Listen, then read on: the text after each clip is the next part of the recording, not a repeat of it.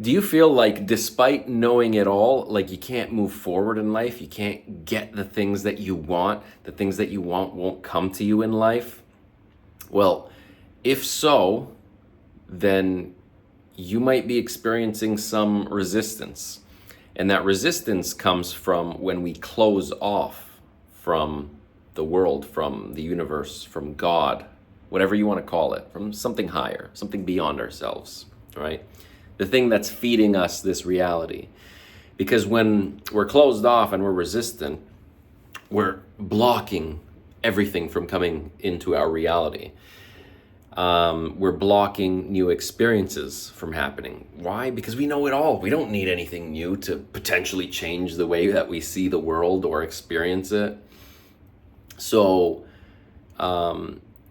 if there's a new direction that you're excited about experiencing or pursuing in life, my suggestion to you, based on my own experience on what seems to be working for me, is to simply just let go of that resistance, let go of that need to know it all or to always be right. Because in my experience, all people are always annoying, because I deal with like some retail people. And like, it's, everybody sucks. That's been my experience. So if I want to always be right, every new person I meet, well, that person sucks and that person sucks and everybody sucks because everybody sucks, right? That's my experience of the world. That's me being right about it. And inevitably, that's going to cause me to push a lot of potentially good people away. So how do I then meet the people that I want to meet and like open up to and have deep, meaningful relationships with? How? How do you do that? It's impossible. It's impossible to do that if you always want to be right. So my solution, by sheer God's will, luck, was to just let go. I've been doing renovations for the past couple months. I'm finishing up now and it's good. I'm feeling much better and much more like sane. But I literally lost my mind for the past 2 months because I couldn't handle, I'm like, I can't handle another day of me showing up to my flat over here and it feeling like nothing's done. Like we were doing things, we were actually productive. It's not that we were unproductive. We were doing plenty of things. But just the visual progress of like, we were working on this beam over here, trying to fix that, trying to make it tear down the wall and make that happen. And it just took like a week for one little beam. But we had to do it right. Anyway, point is, I lost my mind and I was just like, you know what? I'm tired of like expecting an outcome. I'm done. Like, I'm just going to show up, do the work, and have faith that eventually in the next decade, this flat will be finished. So then what happens in one part of your life translates to other parts of your life, which is wonderful. Could be terrible, depending on if it's a good or a bad thing that, you've got going on. But that same philosophy of not expecting any outcomes translated to my social life, which I guess being in Canada, in Toronto, Canada, I definitely won't say I was antisocial. I wasn't, but I didn't really want to go out. I felt like the energy of people was like a little bit more transactional in Toronto, big city. Hey, first question is, hey, my name's Danny. What do you do for work?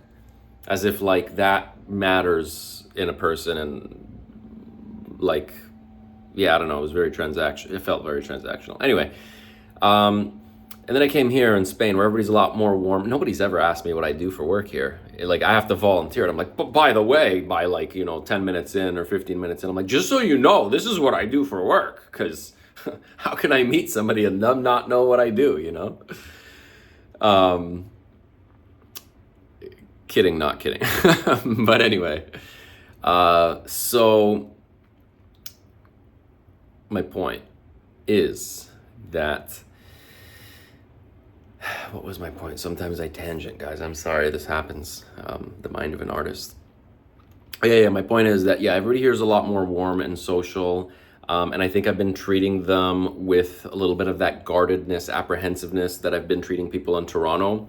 And it's caused me to not be as warm and inviting and magnetic. Like everybody's radiant inside, okay? No matter what you think, everybody has the capacity for it. It's just that we ruin our capacity to be awesome, magnetic, radiant people by doubting ourselves, by being critical of ourselves, by looking at ourselves in the mirror, finding all the faults instead of all the good things that we love about ourselves. Because that's the energy we carry out into the world, right? You look at yourself in the mirror, you start finding, oh, my nose is a little bit crooked, by the way. It's ever so slightly crooked. My eyebrows are a little bit kind of funny. Like one's a little bit higher. Yeah, see, a little higher than the other. But like, if that's what I focus on, that's what I'm going to take out into the world. That's how I'm going to interact with people with that, through that negative lens, that negative spirit.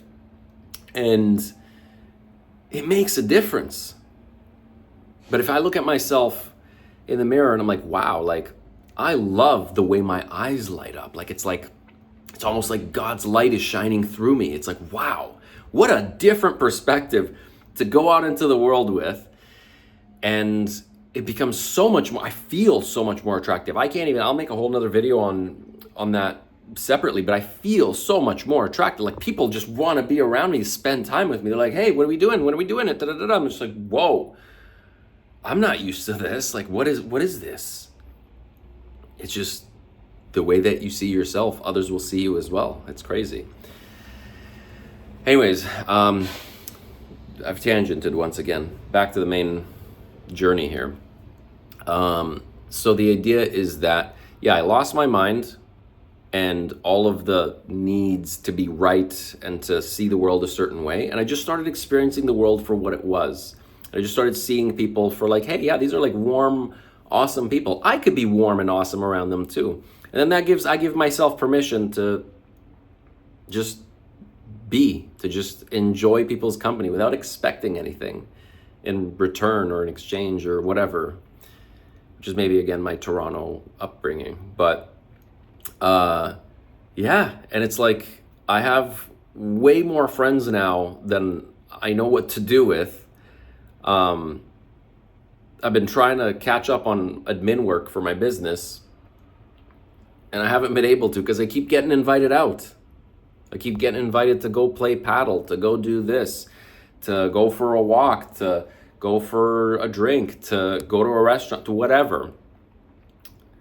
And it's like, what a change from when I used to be in Toronto. I used to feel like I used to have to try to be. I should have started off the video with that. Yeah, I used to feel like I used to have to try to be likable and sociable and awesome.